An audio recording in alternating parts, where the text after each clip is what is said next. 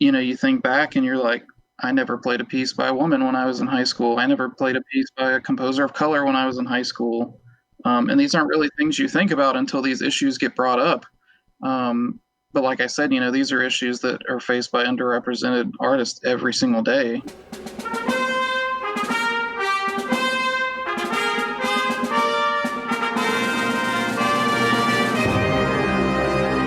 Hello, everyone. Welcome to Everything Band, a podcast that features conversations with composers, conductors, and performers of music for winds and percussion. My name is Mark Connor. I'm a composer and educator, and each week I have the good fortune to speak with and share the stories and wisdom of musicians and leaders in the band community. Are you planning to travel with your group sometime soon? If so, please consider my sponsor, Kaleidoscope Adventures, a full-service tour company specializing in student group travel. With a former educator as its CEO, Kaleidoscope Adventures is dedicated to changing student lives through travel, and they offer high-quality service and an attention to detail that comes from more than 25 years of student travel experience. Trust Kaleidoscope's outstanding staff to focus on your group's one-of-a-kind adventure so that you can focus on everything else. The Everything Band podcast is a proud member of the Music Teachers Development Podcast Network. The Muted Network provides support in the form of audio-on-demand programming designed by and for music educators. You can find more information about our network at mutedpodcasts.com. Before we begin, I'd like to thank all of you for listening. I appreciate your time and hope that you are finding value from these interviews. I rely on word of mouth and social media to bring the show to new listeners. If you think you knew one or two people who might find these interviews useful, please let them know about it. You can also help by following me and sharing posts on Facebook, Instagram, Twitter, and YouTube. Remember, help your students live up to the best that is in them through music. And now, on to my next guest, Christian Michael Folk. Hi, Christian. Hello. How are you? I'm doing all right, as best as I can. All right, Christian. So we've been planning on doing this interview now. I don't know, maybe 3 months, something along those lines, maybe going back to April. And it seems like every time we planned to do it, something came up. And then at one point, I think we made a decision to avoid it for a little bit. And I think that was pretty wise. So Christian, will you do me a favor and tell the listeners who you are and what you're doing? Yeah, sure. So my name is Christian Folk. I am currently a graduate student, and I'm getting my master's in music education at the University of South Carolina. I TA for the music education department there in the instrumental side of the music ed department. So I help teach middle and high school band methods. I teach instrumental methods for choral majors. I help run the Congaree New Horizons band, which I can talk about that a little bit later. But other than that, I'm a euphonium player by nature, and I'm hoping to start my PhD after I get done with my master's after this year. Excellent. So you want to do the PhD and not the conducting path? Yeah, I'm going back and forth on that one, but I think I've settled in on the PhD route. Excellent. So, Christian, can you tell everyone about your early start? How did you get your start in music, your early years, influences, that kind of thing? Yeah, sure. So I grew up in a small town in South Carolina called Swansea, which the school district there is comprised of two small towns, Swansea and Gaston, which all just kind of come together to form one school district. So I started band in sixth grade. Had a wonderful band director my first year. And I started out playing euphonium, which isn't common for most kids, but I tested well on trombone for mouthpiece testing, and we were kind of full up on trombones at that point. And so my band director was like, well, you could play baritone. And so my first ever instrument was this very, very ancient bell front baritone that looked like it came over on the Mayflower. And that's when I got my start, and I played euphonium all throughout high school and college and up to now, and I've just always loved my instrument. I decided I think the decision to go into band directing, conducting, probably around my 8th grade to 9th grade year, roughly. That was when I first got exposed to, like the great composers of band music and the literature of band music, just being in all-state band and having band directors who were very wonderful about me being very annoying and asking them about band music. And so, I decided that's what I wanted to do pretty early on. And my band directors throughout middle school and high school were very, very influential in that. Always very supportive. I especially want to mention my high school band director, Travis Kelly, who is still at Swansea High School where I went.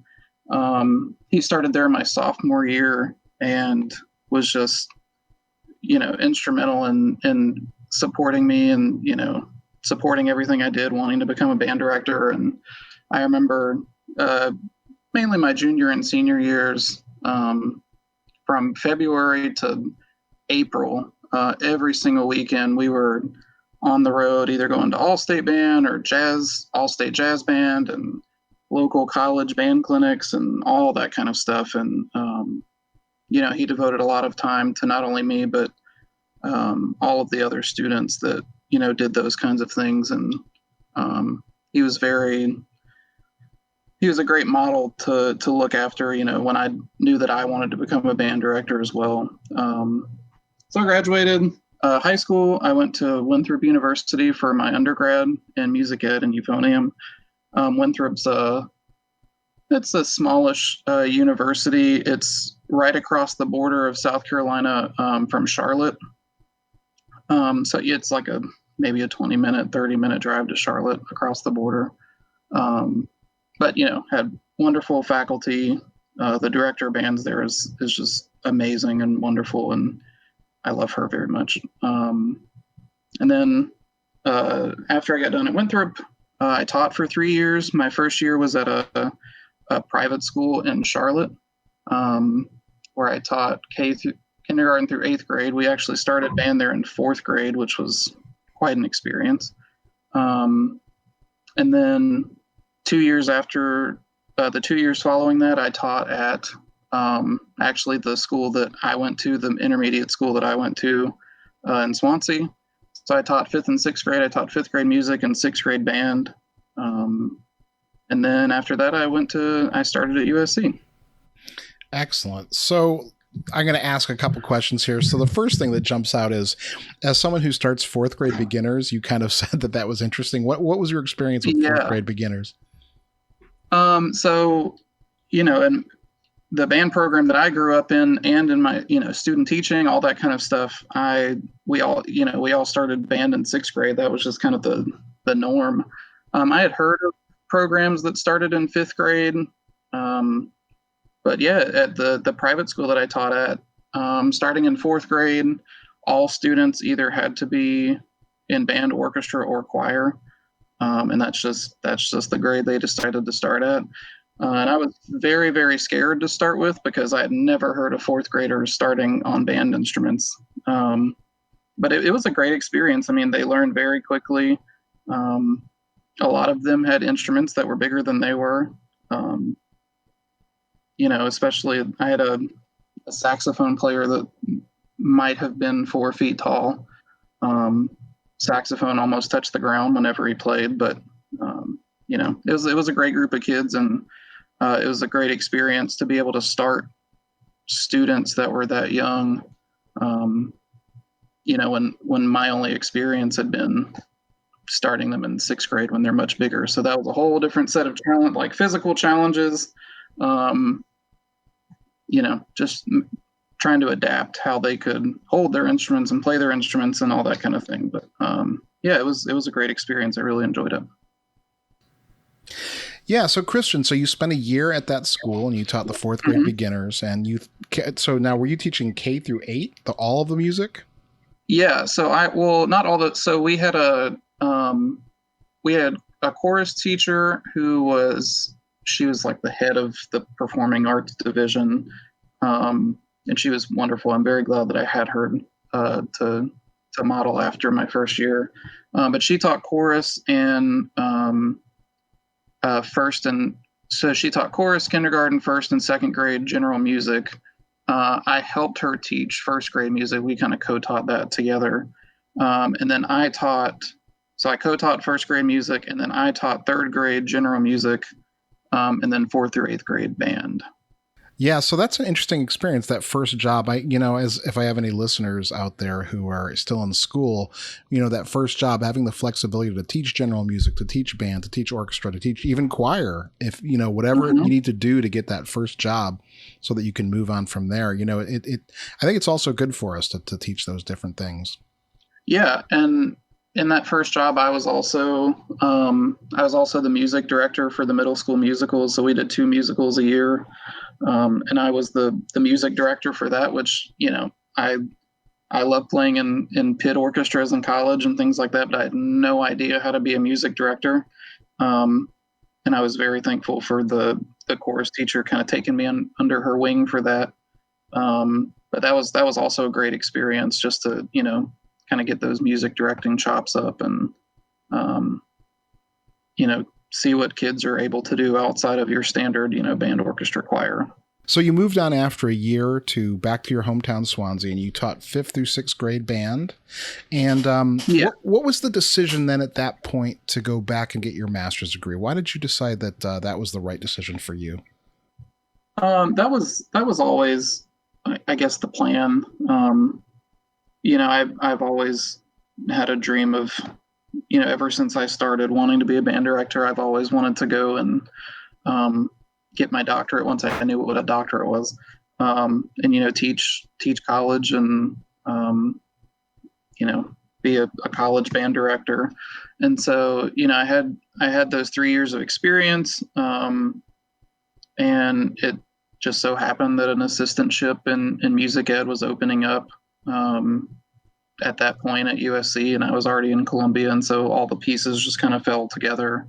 And the professor that I TA for is just absolutely wonderful. We had a very good connection from the first time that I met her. And so, all the pieces just kind of thankfully fell together in a really good way. You've gained your sort of a little bit of fame here in the band community, based upon the database that you helped or that you created. And are you still curating it? Yeah. So I'll give the full story because I like telling the story. So my first year teaching, I think May, near the end of the school year, a wonderful composer named Stacy Garrop, who is based out of Chicago, posted on Facebook asking, she was writing a new wind band piece, and she was asking for examples of standard band literature that people listen to and that she could kind of use to guide her composition process, I guess. And so hundreds and hundreds of responses came in, and it was the usual Cole Suites, Lincolnshire Posy, Maslanka 4, all that kind of stuff, and hundreds of responses. And I think one of them was a piece by a woman. I think it was a piece by Cindy McTee. Not positive on that fact, but so one piece by a woman, no pieces by composers of color.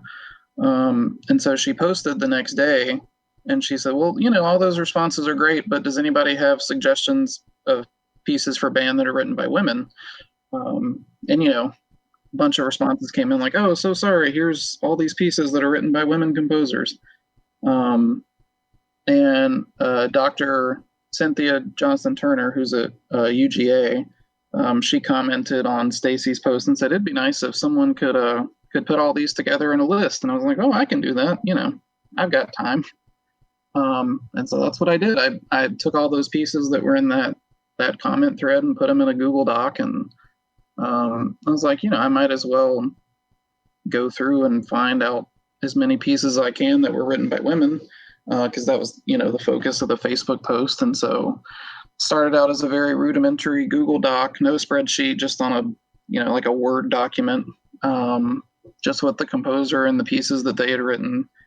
And, that was the first kind of big thing that, people shared it on Facebook and stuff like that.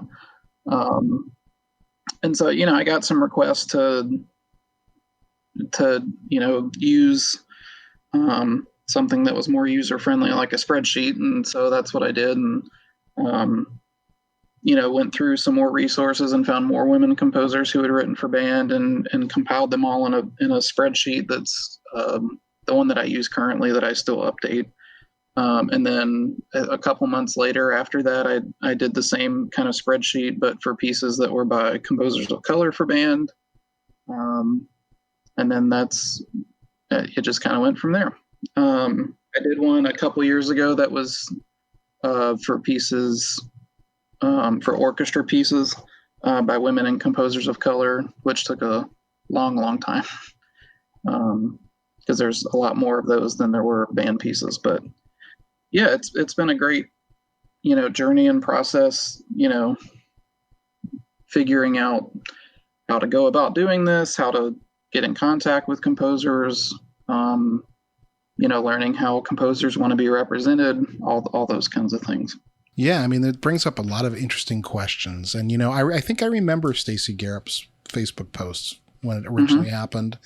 And, of course, Cynthia has been a guest on the show early in the show, episode 8 or 9 or 10, something like that. Yep. And, so this has certainly been something that's been going on for years now. I mean, when did you found it? What's it, 3 or 4 years ago, right? Yep. Yeah. So yeah, it's how many pieces are listed in the database now? The band database has around 3,500 pieces, something like that. And the orchestra database has, I think last count was around 16,000. And that's a lot of work to keep that updated. Yeah, it is. So now do you do that by yourself? Is that all you?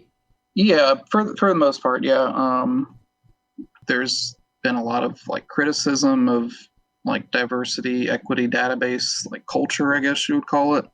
And not unfounded. It's all very valid and totally, on point of representation on these kinds of databases and things. And, there are some composers and artists who they don't want to be included on a database, which you have to be careful of. They might have pieces that are, they might be listed in their catalog, but they're not part of the works that they have available anymore. So that's something that I've had to really be cognizant of, especially in the last few months, is when a lot of this has started to come to my attention, which it should have come up earlier. But yeah, I mean, I've, for all the database work I've done in the last couple months, every composer that I've put in, any of my new databases that I'm working on, any composer that's living, I'll send them a quick email or a message and say, I'm doing this database. This is how it's going to be displayed, or this is how the information will be. I want to make sure that, you're comfortable with how you're represented. If there's anything you want to change, if you don't want to be included, any pieces you don't want on there, or any information you want to include on any of the pieces, please let me know. And, one of the major criticisms of the database culture is that, these composers, they're not just data points in a spreadsheet. These are living humans that are creating art. And, we can't just reduce them to, I'm going to go to the composer diversity database and I'm going to pick one piece by a woman and put it on this concert. And that's so much more than that. We don't do that for Holst or Granger or Husa or Maslanka. We don't, go to a database and be like, here's my piece by Holst. I'm going to slap him on the concert and then I'll be done. We treat them with so much more reverence from how we treat, these composers on the database. And I think that's something that definitely needs to be addressed and fixed in the work that we do. Mm-hmm. So you mentioned this idea of the criticism of the database culture, I guess. Yeah. Can you elaborate on that a little bit without, being too controversial? I don't know what you want to call it, but can you elaborate on that? Yeah, sure. Yeah. So I think part of it is part of it is, like I said before, there's some initiatives that don't really do any work to include the people that they're claiming to represent. So, if, you're putting these pieces and these composers and artists in a database, but you're not reaching out to them, you're not engaging with them. If all you're doing is putting their name on a list, that's not, that's not treating them like the artist that's not giving them the treatment that they deserve to have. And so I think moving forward, all these diversity and equity inclusion initiatives need to really be cognizant of that. And, if a composer is living and working and, engaging with music, then these initiatives also need to be engaged with them, figuring out how they want to be represented, figuring out how they want their work to be displayed and represented, all those kinds of things. And so that's been one of the main criticisms. And kind of to piggyback off of that, another big criticism is that a lot of diversity and equity inclusion initiatives, the initiatives themselves aren't very diverse. That's kind of come under fire a lot. A lot of initiatives are run by white men, which is it's a hard thing to reckon with. And I've been doing my own reflecting on these criticisms the last few months. It's important to get representation and input from the people that we're claiming to represent, but we also can't ask these same people to do all the work. So it's a very fine line between making sure that these artists are represented, making sure that their voices are heard, making sure that we're engaging with them, but also paying them for their time, not asking them to do free labor, not asking them to just give up all of their information and their hard work for free.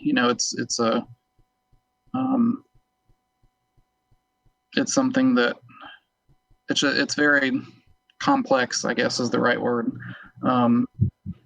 And part of that is getting underrepresented artists and composers in these initiatives, and asking them for their input and what they would change and how they would represent their work. So yeah, those are the two main ones, two main criticisms. But yeah, it's a very tricky thing to navigate for sure.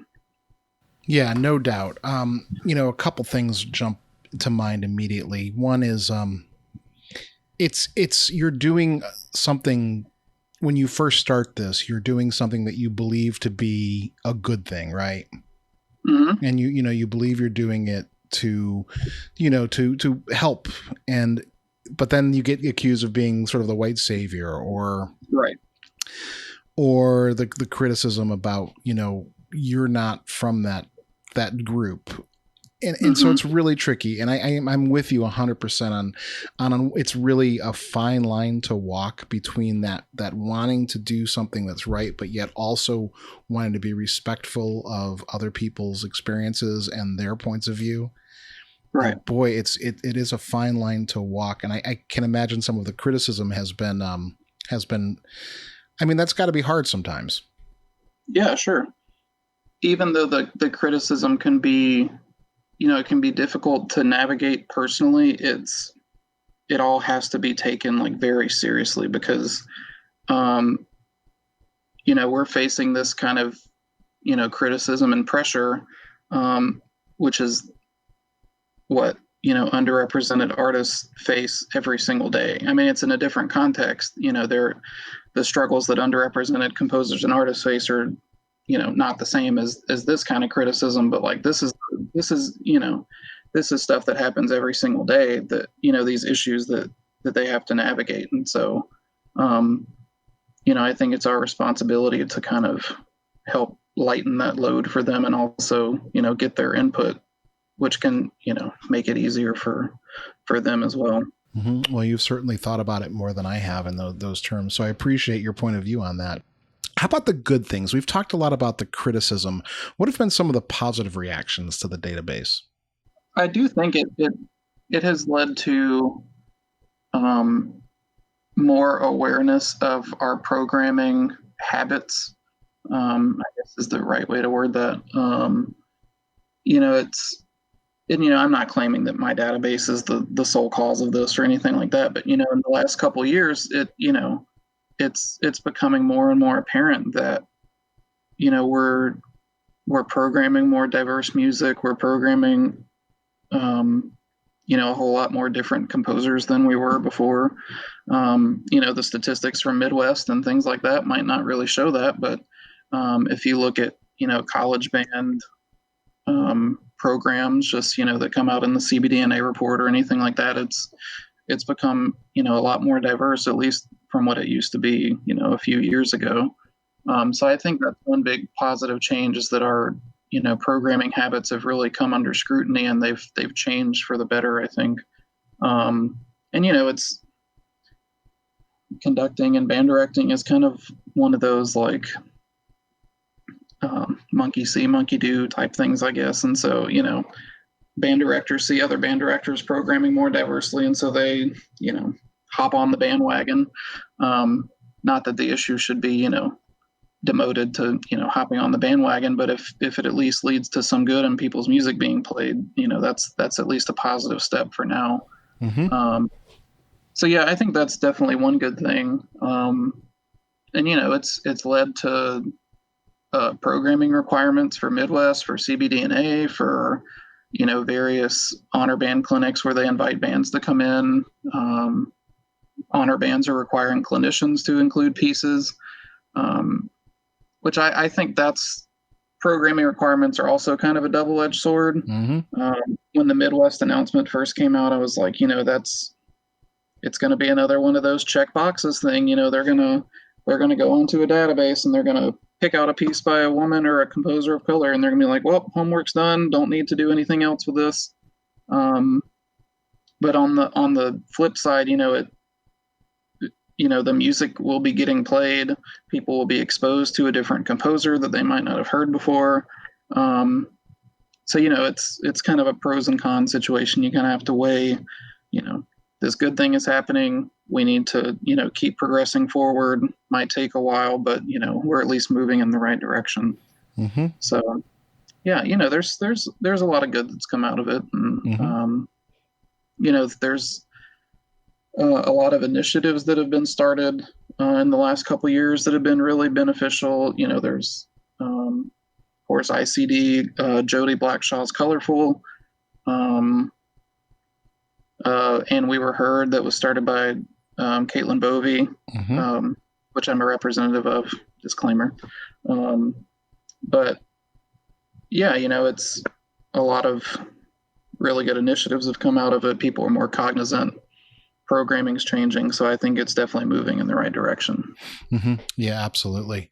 So, one of the things that has come up a couple times, and you and I both know it's a problem, but this idea of the band director who has a February concert, so they go and they find one piece and they play one piece by a person of color, and it's just the band form of tokenism. And so talk about the dangers of that, I guess, or the ramifications of that. Oh yeah, for sure. So that's such a frustrating topic for me, because it just drives me nuts. But yeah, this idea of, we're going to have a woman composer celebration concert, or we're going to have an African American history concert, those kinds of things. It's like you said, I mean, it's the band form of tokenism. It's, I think one person, I can't remember who said it, but they said, if it's not about the music that you play at these concerts, it's about what you do after these concerts that matters. Like, are you just going to play this music and then, the rest of the year you're going to play music by white men? How are you engaging with this music besides just saying, oh, this is a concert of music by women composers? Are you, engaging with the pieces themselves? Are you engaging with the composers? Are you going to talk about, the history of how women composers and composers of color have been treated in our field at your concert, all these different things. And so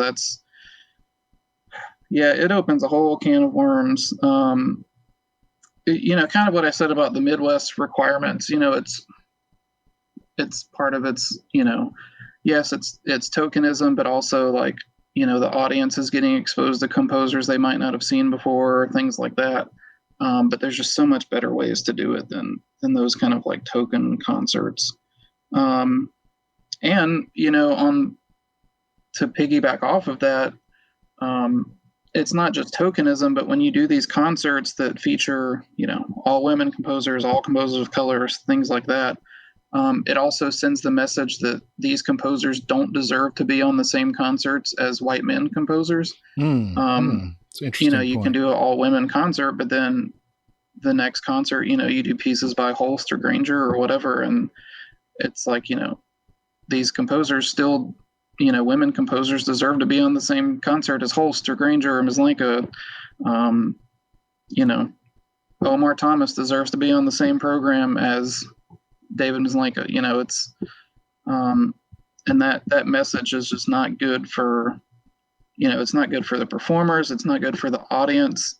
It just does not send, the right message that we need to be giving to those people. Yeah, these are things that, again, and this goes back to, I talked the last July, I've had a lot of talk about sort of social justice in the band community with Justin McLean and Eric Jimenez. And, I talked about how I'm reading Ijeoma Oluwa's book, How to Talk About Race.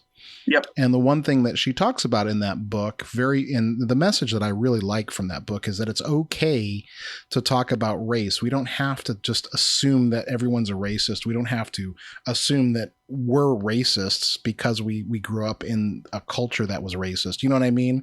Like, It's not about individuals, it's about systems. And I think when people get over that idea that we're kind of criticizing them, I think we can start to make progress, because we're not saying that anyone's doing the wrong thing by putting a piece by a woman composer, a composer of color on a concert. I think what you're just saying is that make it an organic decision, make it part of your normal programming. Yeah, exactly. And that's the ultimate goal, is that, the goal is for this music to just become a part of our repertoire. It's, I think it should get to a point where, we don't have to go to a database to discover composers who are underrepresented that have written music for band. Like, we just know about these composers because they've been in our programming cycles for so long. And I think that's not the ultimate goal. We don't really have an ultimate goal, because the progress should never stop. But I think that's a bigger goal, is, we shouldn't have to go to a database just to discover these composers. They started like, our very beginning levels. If, the kids who are in our band programs are going to be the band directors in the future, not all of them, obviously, but, that's where they're going to come from. So, if you play music that's representative of your band makeup, that's going to lead to a cycle of, them knowing these composers as they go through band programs in middle school and high school. Once they go to college for music ed, when they go to like middle or high school band methods or choral methods or things like that, those composers are reinforced because they've already become part of the canon or repertoire. And then when they go to be band directors, they continue the cycle. They program these composers, they talk about them, their students feel represented in the music that they're playing. And that's it just has to be ingrained in the thing that we do every single day. It can't just be a one-off thing just to meet a quota. Yeah, it's really interesting questions that it brings up, because, the other thing that infuriates me when it comes up on these discussions, especially in the social media arguments that occur in certain big groups. But I just pick the best music. I don't look at the name. Well, there's several points to make about that argument. The first is that by saying that we only program quality music, that is making the assumption that everything you program is quality. And if you go sit at a concert festival or a spring concert or something like that, not everything that you're programming by white men is quality music, which can be a hard truth to swallow, but it is true. And so, that's kind of the first point, is just making the assumption that everything you choose is quality music. And, that's a whole different argument about what's quality and all that kind of stuff. And then, another thing is, you're saying that you only pick quality music, but if the only thing you're programming is music by white men, you're making the statement that you don't think underrepresented composers write music of quality in your eyes, quote unquote music quality. And that opens a whole other situation about, why don't you think these underrepresented composers write music of quality? What is quality music to you? Just because they write in a different style than music that you're used to playing doesn't mean it's not quality music. There's all kinds of issues that come up with that. And yeah, that's just I don't want to say it's such a terrible argument, but it's such a terrible argument. It's, it also sends the message that you don't think representation for your students is important, and it is. There's students in band programs who are never exposed to a composer that looks like them. There's female students in our band programs that never play a piece by a woman composer. There's students of color that will never play a piece by a composer of color. Not only the students, the audiences too. The audiences don't feel represented, the students don't feel represented, and it's just a vicious cycle that kind of continues and continues because of that, of that specific argument. No question. It's a complex thing to navigate. I hope this isn't the episode that ends my show, but I'm gonna I'm gonna talk about what just happened in the music theory world this past week. My former world. And so for the listeners, I'll explain it, kind of the abridged version. At last year's 2019 Society of Music Theory meeting, yes, there is a Society of Music Theory, and yes, it's exactly what you think it is. There was the plenary. One of the plenary addresses was given by Philip Ewell, who's a music theorist. He's a cellist, and he is Black, and he teaches at Hunter College in the CUNY, the University of New York. And he gave an address about systemic racism in music theory, in particular the writings of Heinrich Schenker, who is an unabashed racist, eugenics kind of stuff too, pretty nasty. And what he said is that we have problems with the type of theory we teach because of the type of literature that we study, we raise the Western canon.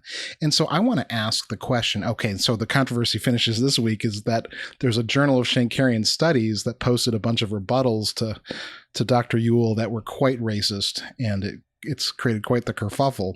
But the question it raises for me, for you, Christian, is, what do you think about the band community and our affinity for Western style music? Should we be looking for more diverse styles of music in what we program? Well, the short answer is yes. But yeah, that Journal of Schenkerian Studies situation was just so messed up. Yes, it was. I'll get back to your question, but I've been very invested in this for the last few days. One of the most egregious things that popped out to me in one of those responses, and sorry, this is off topic, but I think it still applies to what we're talking about. One of the responses, I can't remember who it was from. They said that, they were talking about, analyzing how we use famous pieces to do analysis and, theory classes and things like that. And the reason that we didn't have music by women and composers of color was because they hadn't been analyzed yet. And he would welcome people to do analyses of music by women and people of color. And I'm just sitting here like, dude, you're a music theorist. why don't you do the analysis of music by women and people of color? It's, it goes back to that argument of, we're just expecting free labor from underrepresented folks when they've been giving out free labor for, years and years, decades. Well, it's also a fetishization of Western culture. Yeah, exactly. Yeah, that whole issue was it was a mess. And just, the way they handled it, how, an academic journal is posting an anonymous or publishing an anonymous response, which is unheard of. Not asking Philip for a response, which is also pretty unheard of. It was bad, and I feel very bad for the UNT students who have had to deal with the blame game of that whole issue. But going back to your question, yeah, I do think that I do think there is a very, I want to say a very big problem, but it's a pretty big problem of, a reliance on Western art, music, culture, that, kind of permeates our field. I guess a colonialization of band music is the best way I would describe it. But,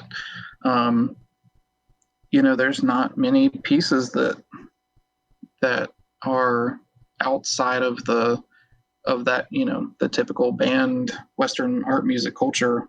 And the pieces that do try to go outside of that are usually written by white people that are appropriating other cultures' music. Your typical African folk song suite or Korean folk song suite or whatnot, which is a huge problem that those pieces are still on a list, but that's a whole different issue. But yeah, I think that issue is not solved, but I think some progress can be made on that issue by composing or commissioning composers who are outside, our usual list of, these are the composers we commission in the band world. Commissioning composers who write music of different cultures, who don't usually write music in, traditional Western music style, and, giving them more free rein to allow their pieces to be personal and to be different than, our usual, band piece. I think one of the more recent examples of that is Omar's piece, Come Sunday. Yep. Yeah, I was just about to say that. Yeah, I mean, that piece has kind of tore up the band field, and for good reason, because it's totally unlike, any piece that we have in our field. And it's because, that's, it's Omar. Like, that's how he grew up, and, he let his own musical influences come into his composition of that piece. And, I don't think, there's not many people that could write a piece like that besides Omar. And the same thing with Carlos Simon's Amen. It's kind of the same vein, like letting their musical influences and background kind of take them out of our usual, typical band piece. But yeah, I think commissioning composers and giving them more free rein to experiment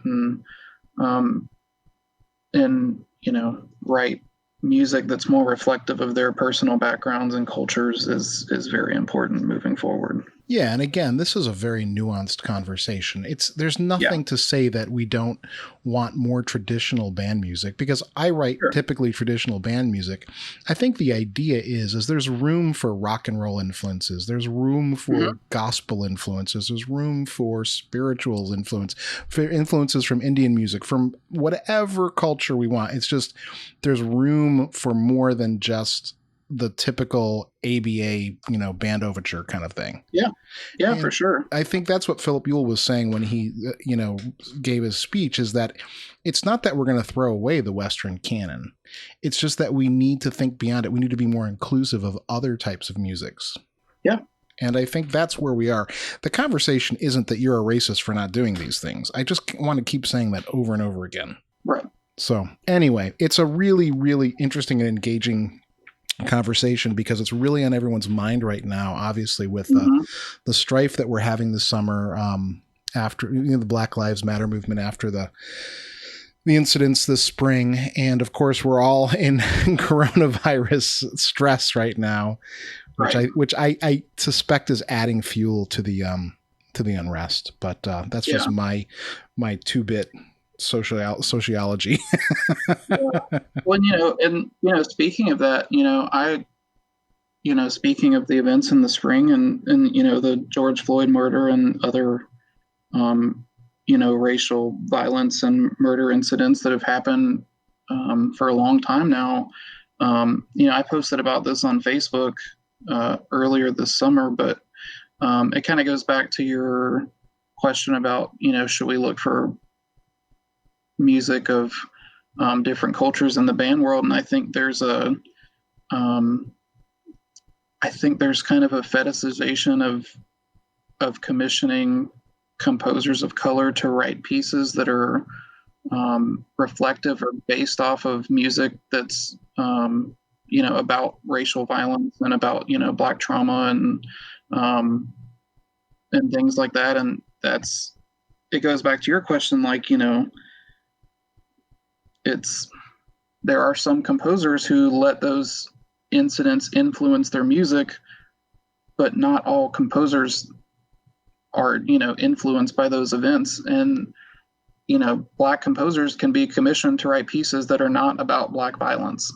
And not every incident of Black trauma needs to be, put into a piece of band music. And so, well, it's true. And we don't want to do that. It's like, we don't want to ask someone to explain racism to us. It's like, that's not appropriate. When I think of Kate Nishimura's music, I don't think of Canadian, Asian, woman's music. I think of Kate, it's ridiculous that we would think of that way. And I worry a little bit that there are a couple composers who might be being pigeonholed that way. And I hope that's not the case. Yeah. That's kind of a fine line to walk too, because there are some composers who, who do want to write music about that. And that's totally valid, but not all composers do. And so, it's very complex. And just also a disclaimer that I am of the personal opinion that if pieces are to be written about those kinds of incidents, they do not need to be written by white people. That might cause a stir with some people because, for whatever reason, but that just should not be a thing that happens. Because,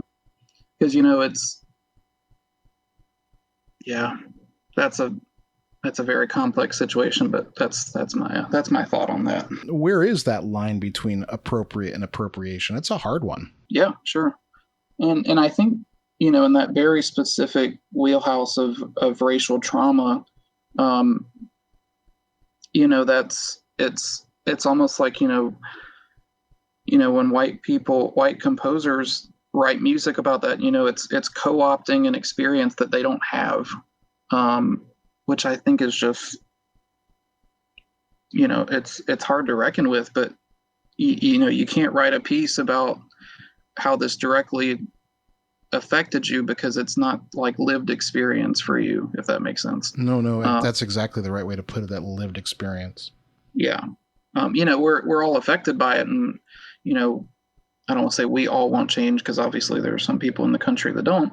But there are people that want change, but you don't just get to co-opt people's trauma just because it's convenient or because it affected you or emotionally or things like that. There are people who are physically and mentally affected by this in a very direct way.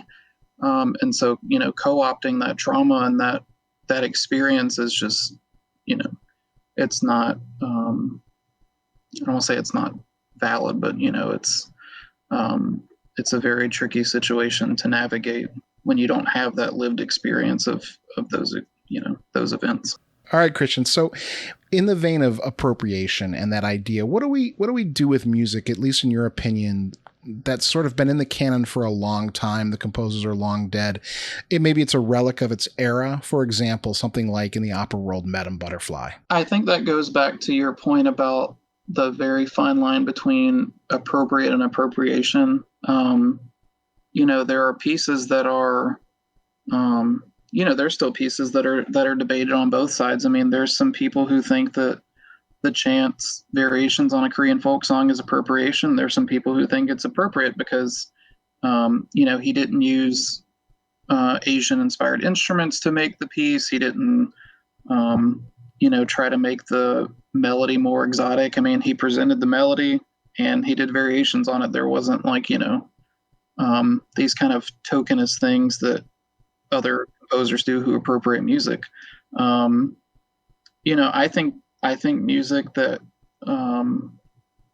is definitely appropriation, like a lot of young band, like, African folk song suites and things like that are obviously appropriation. I just think they need to go.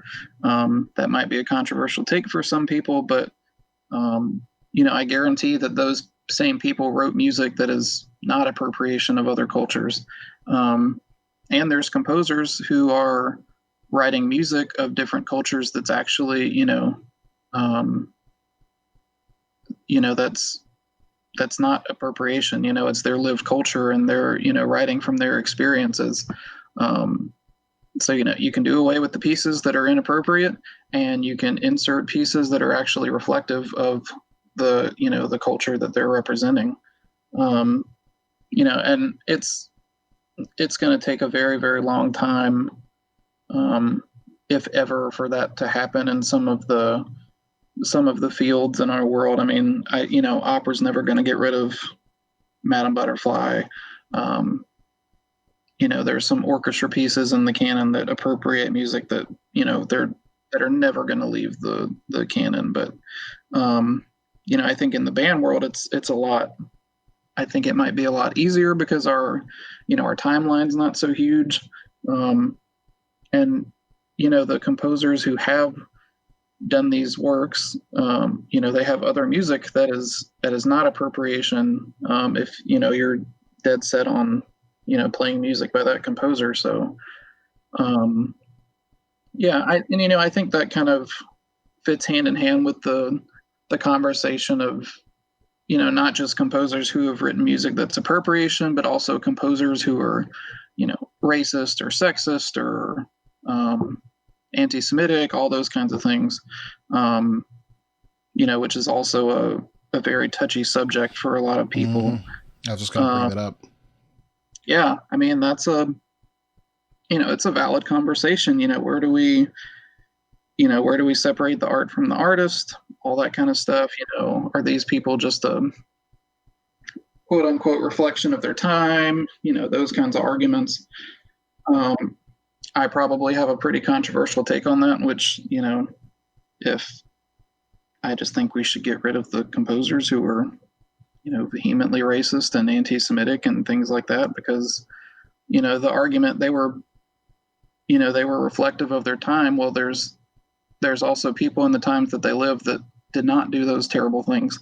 Who also, there was other composers besides Wagner who were not terribly racist and anti-Semitic who also wrote great music.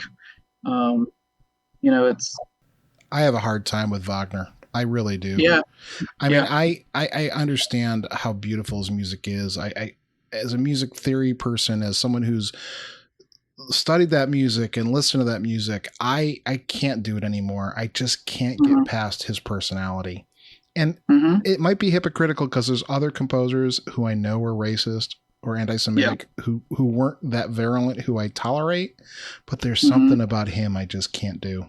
And I know that's some people are going to be listening going like, what are you talking about? But it just can't. For me, I can't get past it.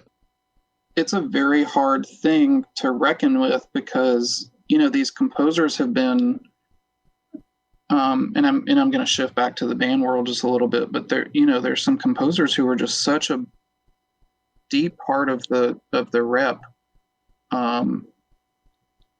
that we just don't want to let go of. And that's hard to do for some people because they're not alive anymore.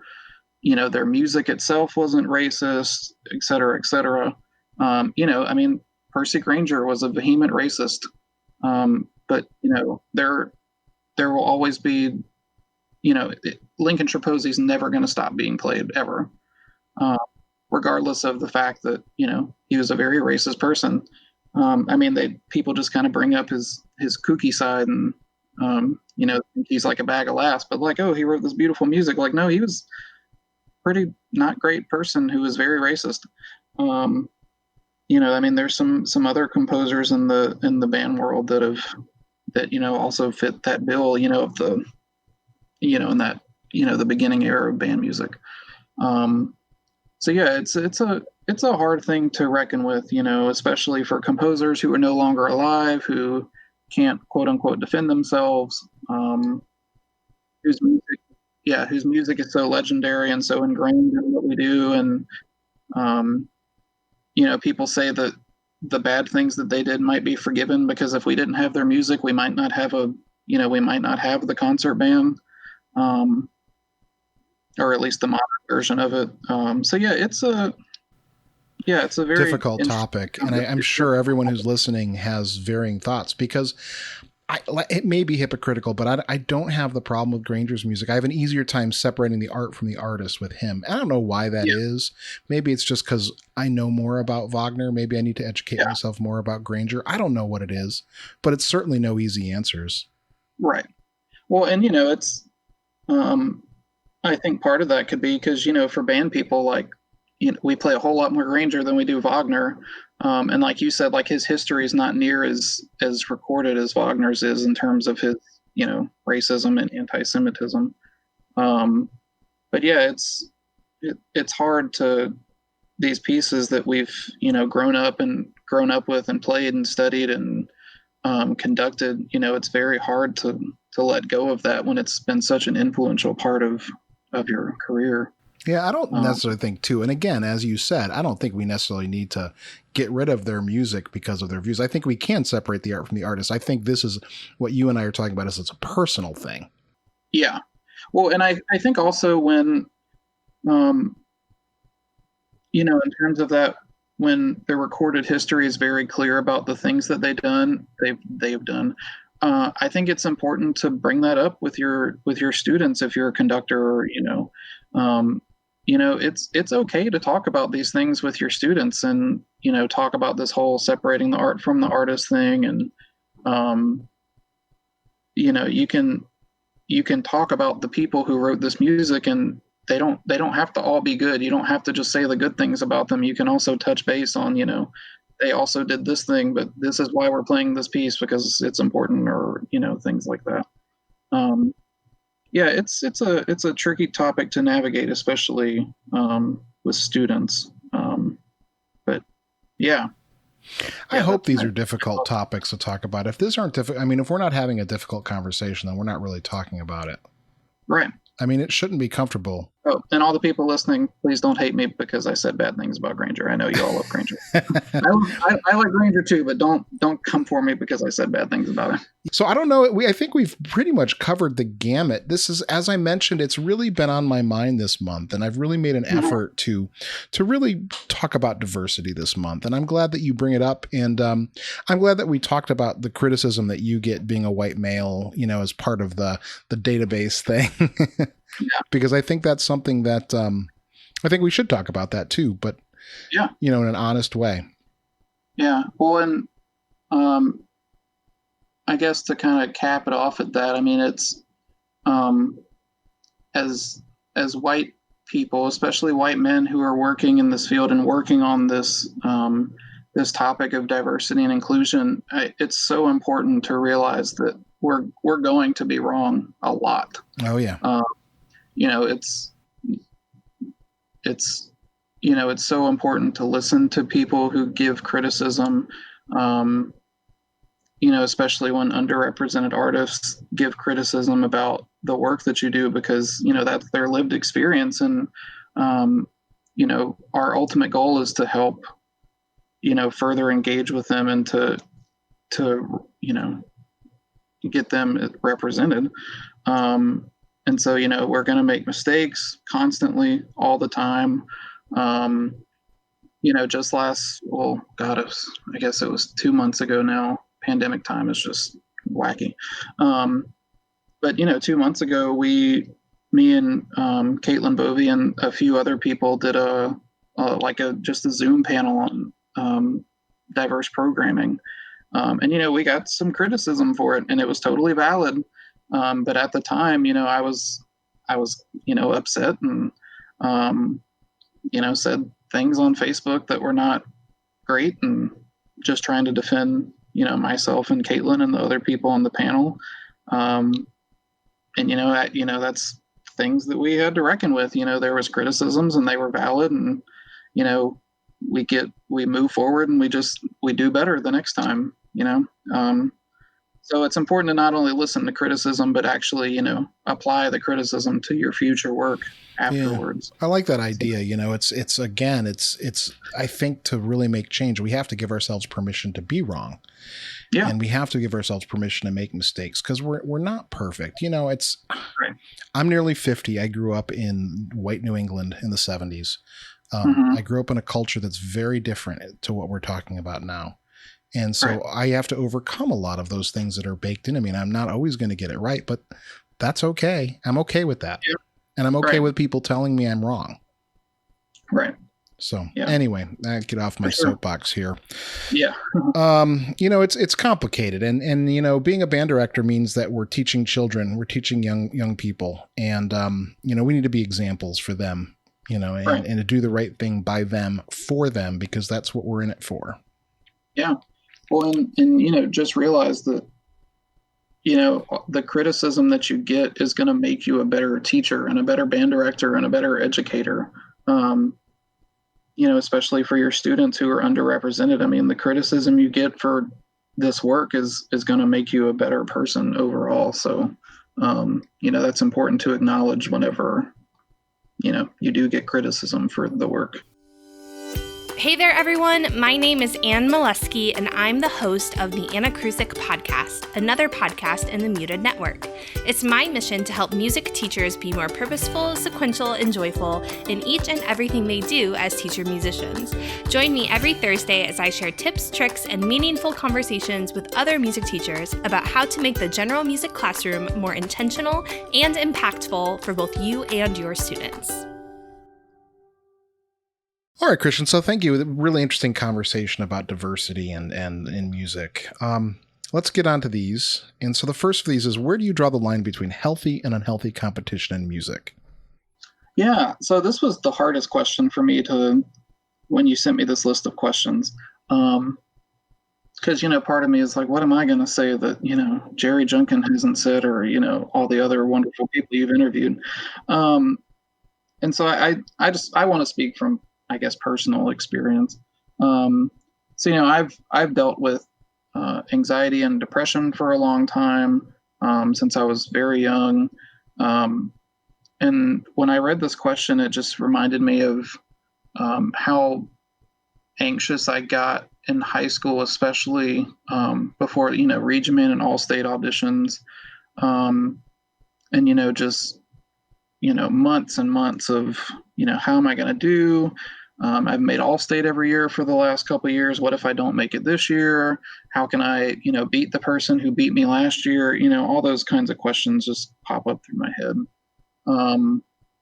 And so, I think it's important as teachers and educators that we create a space for students to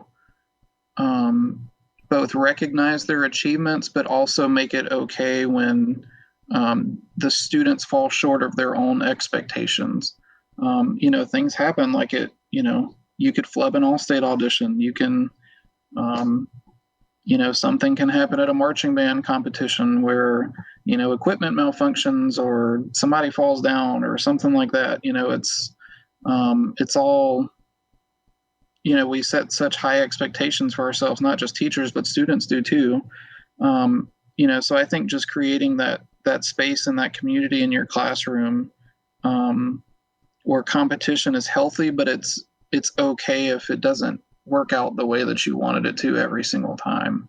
And that was something that I had a very good example of when I was in high school. I mean, my band director, I told him about all these things that I was feeling, and he's like, if you don't make All-State this year, it's okay. It's not going to derail your career. Nobody's going to think you're, a worse euphonium player for it. If we went to concert festival and didn't do as well as we had, he would always say, regardless of what happened, he was proud of us. And so I guess, to conclude, creating a space that's healthy for competition, encourages students to, I guess, be adventurous and, try new things, try to audition for honor ensembles, try to, branch out, but also, making it a space where if they don't accomplish all of their goals, that it's okay. It's not the end of the world. I don't know if that answered your question or not, but no, absolutely. Absolutely. There's no right answers to these questions. Right. Yeah. Yeah. All right. So Christian, how have you found a work-life balance so far in your career? Oh, that's such a great question. So like I said before, I've had anxiety and depression for a long time, and that, that also applies to when I was a teacher and even in grad school. To add on to that, I also have, which I had never heard about it before my doctor told me about it, but I also have anxiety and depression induced ADD, which was very hard for me to reckon with because, I've always been able to focus on whatever I needed to work on, things like that. And so when he told me I had ADD, our preconceptions of that is like, you can't focus, brain's going everywhere, stuff like that. But I wasn't like that. But, I told him that this was back when I was doing hardcore databasing all the time. I told my doctor, I was like, I can sit down on my computer and work on a database literally all day from the time I wake up to, the time I go to bed many, many hours later. But then when if I sit down to take a break, watch a TV show, read a book, something like that, I can't focus on it because I'm so worried that I'm not doing something that's productive, and so that's when the anxiety induced ADD came in, because when I'm focused on something that I know is productive, I can be hyper focused, but as soon as I get away from that, it's the world is ending because I'm not doing something productive. And so that was kind of the turning point for me in finding that work-life balance, is getting that, diagnosed, I guess, which, obviously isn't applicable to any, all people's situations. But I think just the biggest thing for me was setting limits for myself, and not kind of going back to the healthy competition thing, being not, hating myself for not getting things done that I, had set goals for or whatever. It was hard to reckon with that I couldn't be productive all of my waking hours, and it was, draining me. So that was the biggest step for me, was getting that done. So onto the work-life balance part. I think the thing that was most helpful for me in finding that balance was just finding things that I could disconnect from my work, and it would help, just help me relax, things like that. So reading was really the biggest thing for me that helped me disconnect from that work.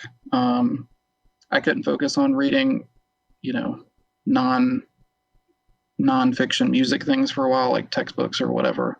But I finally got to a place where, I could sit down and actually read a book and focus on it. And that's one of my biggest hobbies now is, just reading, which we kind of get away from once we get out of, I would say, high school, I guess, maybe college. We don't really read for fun, which I think is kind of tragic because reading is so great. So yeah, that's the biggest thing is just finding something that, helps you figure out how to unwind, how to break away from all the work. Also, when I was teaching, I took this seems like a really small thing, but I took my work email off of my phone. And as soon as I did that, my anxiety levels went down about 1,000%. And it was great. Yeah, no work email on the phone. I did do some work at home, but it wasn't a whole lot. I tried to do all of my work at school, even if it meant I had to stay later than I usually did.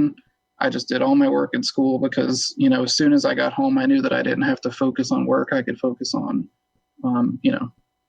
being with my fiance and, just being at home. And so that helped out a lot too. So yeah, just finding things to, even if it's little things, just finding little things that you can change in your work and in your personal life that, can drop your stress levels, help you, focus on either one, I think is really important. Yeah, no doubt. I think you talked a little bit about mental health aspects, and that's something that's come up a couple times on the show. It's something that about a year ago I got diagnosed with anxiety. I mean, I've kind of always known I was an anxious person, and boy, what a difference it made just to kind of hear that and to kind of acknowledge it. It really helps a lot. And so I encourage anyone who's feeling like things are harder than they should be or sadder than they should be, or you don't want to get up out of bed in the morning, just go see someone. Just go get some help. It's okay. There's no stigma to it. Especially now we're in crazy, crazy times. And I think social media only adds to it. And so go seek help. And that was something that was hard for me when I was teaching too, because, I'm sure there was other people in the building that also had anxiety or depression, especially because we're teachers and kind of runs rampant in our field. But, you kind of feel like an outsider because, you don't really know anybody else that's going through the same thing that you are, even though there's other teachers in the building, you can't really relate to them. There's a few times when I was teaching at my second job where I would just have teachers come up and, they'd be like, what's wrong? You look depressed. Why aren't you smiling? And I was like, well, I have depression. That's why I look depressed. And so I think, like you said, like reaching out to people, even if it's not a doctor, even if you just want to, reach out to a friend, like talk to somebody, because it's hard to do it alone for sure. What are the challenges facing music education, and how can we best meet them? Oh God, so many. Well, we've talked about coronavirus and we talked about diversity, yeah. So we've knocked a couple out. Right. I'll try to go into some that we haven't really talked about yet. I think accessibility is one of the biggest issues that we have in music education today. Accessibility to programs, accessibility to instruments, all kinds of issues. I mean, there's, it creates the conversation of like, there's students who go to this school whose band budget is, like in the hundreds of thousands of dollars. And then you have students who go to this other school who's, doesn't have any school-owned instruments, has a very small band budget, just things like that. And I think that's such a huge problem, which kind of ultimately goes back to like arts funding and things like that. But yeah, I think that's just such a huge issue because, going back to diversity and representation, it's usually students who are underrepresented that face more problems with accessibility than students who are, in a more, who are in a richer school district. And so, we talk about, the lack of representation in especially like college music programs. But then, you go to, you have school districts who, don't have any school-owned instruments, and you have kids that can't afford to get instruments, and so they never get that chance to, be in a band program. And, like before, it's just very cyclical, and it's such a huge problem, and I don't have all the answers to fix it, but that's a huge one. And, even kind of falling under accessibility, I just think we don't offer enough musical options to our students. In most schools, it's band, orchestra, choir, and that's about it. And, not all students want to be in band, orchestra, or choir. They're interested in other music that, doesn't necessarily get represented in those three ensembles. There's a pretty big movement that started a few years ago called Modern Band,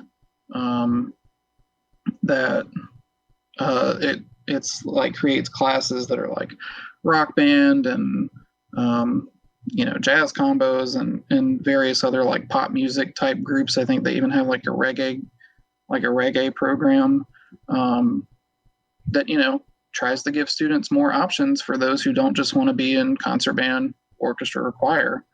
And that's another accessibility thing. I mean, it's you only give those three options, and if they don't have those three options, they don't get to experience music in high school, and sometimes even in middle school. So I think broadening our accessibility of music ensembles is also important in terms of recruitment and making sure that all students are able to have a musical experience. Oh, I was going to say, we have to, in our music education programs, we have to start embracing this when we're training teachers, because I posted, and I talked about this with Eric last week, when I was a kid, or when I was a student, I wasn't really a pop music kind of kid as far as my playing. I played classical music, and I never was formally trained. Now, I should have been better at learning that music. I'm not going to blame anyone for it, but I feel in my own music, like I can write popular music, I can enjoy it, but when it comes to like teaching it or engaging in an academic way, I feel completely lost. And I have a doctorate in music. Right. Yeah. And I mean that kind of reflects back on, I guess, like the best way to put it would be the colonization of our music, basically, in our music training programs. I mean, in music theory classes, we analyze Western art music. We don't analyze jazz music. We don't analyze pop music. We don't analyze, Broadway. We don't analyze rap or hip hop. We don't analyze, A, B, and C. We analyze Western art music, and that's about it. Same thing with music history. We don't study those things. You have to take a whole separate class to learn about jazz history or jazz theory or, any other genre. In our music education methods classes, we talk about concert band music. That's about it. Maybe in elementary music, you might touch on some things that are of different genres, but it's mainly just Western art music. And, it's very hard to recruit students who, want to feel represented in the music that they enjoy and the music that they want to play if you don't play any of that music. It's a hard thing to reckon with. But yeah, I mean, I mean, we don't play that music in our ensembles. We don't learn about it in our curriculums. We don't teach it. So, even with students who do join bands, sometimes they feel, either unrepresented or they're just not interested because it's not the music that they enjoy and the music that they listen to. So yeah, I think, that's a huge problem in terms of representation and accessibility to different types of music. Yeah, it has to start. It has to start in the music education programs because Yep. I don't know if I wouldn't say I'm beyond hope. I can probably do anything. I don't say that to be arrogant. I just mean like I could teach myself. I could work hard enough to get it, but it's not my instinct.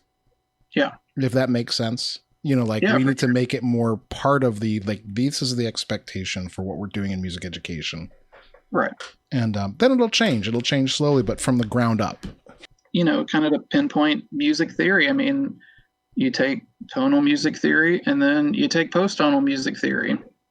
We're analyzing music by Schoenberg and,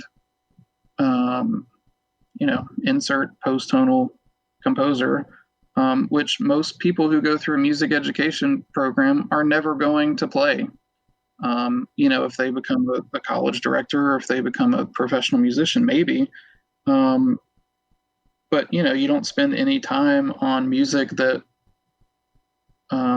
is a different genre. You don't spend any time with jazz or blues music or we're the vernacular styles. Yeah, no question. There's no question of that. I mean, I taught music theory for 15 years and I look back, and if I ever get back in a theory classroom, I'm going to teach it completely differently than I did. Yeah, for sure. And, I think in terms of accessibility too, I think there's also a limit to how students can access, performing in an ensemble or playing music. There's a lot of schools where if you don't join band in 6th grade for beginning band, that's it. That's your only chance to join the band program.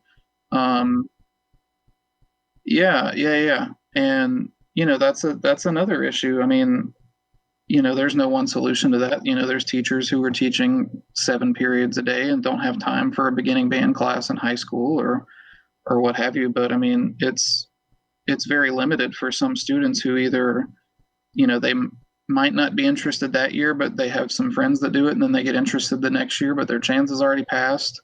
And that's kind of the cool thing about working with the New Horizons band that I work with as part of my assistantship. So for those who don't know, New Horizons band, it's a program that started in Rochester, New York, about 20, 30-ish years ago.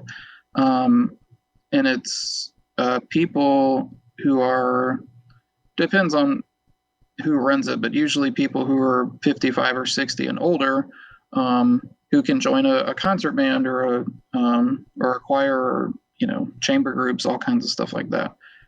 So the one at USC, we have a beginner, intermediate, and advanced concert bands.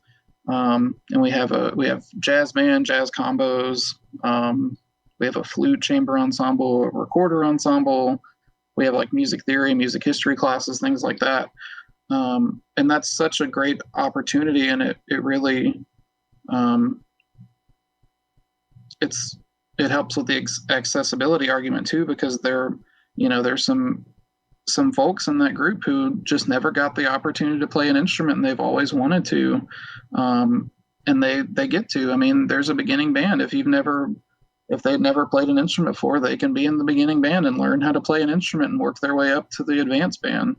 And I think that's just such a great program to help with that accessibility argument, because, there's a lot of people who regret never learning how to play an instrument or never learning, how to think properly or whatever. And, music education is not just, K through 12 or K through college. It can be continuous. It can be, all the way to, cradle to the grave. And that's something that we discount a lot as teachers, is setting people up to be lifelong musicians. So I think that program is really great. Yeah, that's something I talked about with Patrick Dunnigan about the idea, why do so many people not play in community bands? We should have stocked community bands all around the country. Yeah. People Yeah, stop for sure. playing after high school. They feel like, where are we failing that that's the case? Yeah, absolutely. It's, yeah. Which, speaking of work-life balance, being in a community band is something I forgot to mention, but that was always a wonderful thing for me to do when, I'm teaching, I teach beginners all day long. But then, once or twice a week, I get to go and, make music that, I guess is more personally fulfilling to me. Not that, beginner band's not personally fulfilling, but, that's another thing that really helped me, especially because there's a ton of band directors who, as soon as they leave college, never touch their instrument again, which I just think is so, I don't want to say sad is the word, but you just spend all those years learning how to play your instrument and then you just don't touch it again. And so playing in a community band was really, really helpful for me. Yeah, no doubt. Yeah. All right, Christian. If I invented a time machine and took you back to the afternoon of your high school graduation, what would you tell yourself? Oh, gosh. I think the biggest thing for me would be to quit worrying so much about what people think about you. I don't know if the tense was right in what I just said, but you get the point. I spent so much time, especially through undergrad and probably the first year or so of teaching, just constantly concerned about, what people were thinking about me, like, in my classes, in conducting class, do I look like a fool standing up here? When I'm at conferences, like, am I annoying these people? Am I just that kid who walks around conferences and just annoys the heck out of people? And yeah, I think that would be the biggest thing for me because, that was just such a source of anxiety for me. And I just constantly worried about it. And I finally came to the conclusion that like people are going to think about you, they think about you, and you can't really change that. And the more you try to get people to think differently about you, the less likely they are going to respond positively. So yeah, that's the biggest piece of advice I would give myself personally, which I think can apply to a lot of people, especially with the rise of like imposter syndrome and things like that in our field. It can be difficult to navigate a lot of times. I remember at Midwest, the first time that I went, I was just walking around and, I was like, here's this conductor and here's this composer and, just all these giants in our field. And, it was overwhelming because I was like, I want these people to know who I am, but I also don't want to, come off as annoying or aggravating or whatever. But, all of these people have all been in the same spot before. We've all been in undergrad before. We've all gone to our first conference before. We've all seen these giants in the field that have come before us. And it's so much pressure to put on yourself to want everybody to like you or want everybody to, think positively of you, that it just affects you in a really negative way. And so, yeah, that's what I would tell myself. All right, Christian, we've had a lot of talk about music literature. If it were your choice, what would be the final work for wind ensemble or band that you'd want to conduct or perform? Oh, this was such a hard question for me to think of the answer to, which I'm sure you get a lot. Yeah, you don't want to give the intellectual answer. You want to give that visceral answer. Yeah, for sure. The first piece that came to my mind was Maslanka 4, which is, obviously probably on a lot of people's list. But the more I thought about it, I actually changed it to A Child's Garden of Dreams by Maslanka. That piece was really the first piece for wind ensemble that kind of made me dive headfirst into the literature. And my middle school band director, I was, bugging him about recordings and things like that. And he handed me a recording of, I think it was pretty sure it's the Dallas Winds recording of Child's Garden of Dreams. And I mean, I listened to that thing on repeat for weeks. I mean, it was mind blowing. I mean, just what he was able to achieve in that piece just blew away. And it was the first piece of serious band music that I had ever listened to. And I don't know if I hadn't have heard that piece at that moment in my life, if I would have, gone down the road that I had. And so, yeah, I think that would have to be the piece, Child's Garden of Dreams. Yeah. Yeah. All right, Christian, we are in a strange time for this question, but is there anything coming up that you'd like to share or promote? Yeah, sure. So I'm actually working on 2 projects right now that I'm hoping to have live within the next, I would say, few months, hopefully. So the first is I'm working on I guess I would call it a living bibliography, online bibliography of music by Black composers. So there's a website right now called Music by Black Composers, run by Rachel Barton Pine, who is wonderful and does really wonderful work. There's several other resources about like art songs by Black composers, different things like that. So the resource that I'm trying to create is actually a full catalog, or as full of a catalog as I can get, of pieces written by Black composers and artists. And to kind of branch away from the database, like, people's data points, that kind of thing. I'm actually compiling resources to go along with those composers. So, each composer will have a separate page that lists all their pieces, have links to website, if applicable, and scores and videos, any research or writing that's been done about that composer, any interviews, different things like that. And so, just trying to go beyond, here's a list of all this music, like it actually allows people to engage with those composers further, learn about their music, learn about the composer, engage with people who have performed that music, those kinds of things. And, hopefully eventually it'll feature like interviews with composers and artists, things like that. So that one's taking a bit of time to get up and running, just because I'm contacting all the composers, and there are a lot of composers. So yeah, that's the first project. And then I'm also in the beginnings of creating an organization that's it's kind of an anti-racist school of music organization. So the goal of the organization is to provide anti-racist resources for schools of music at universities and colleges.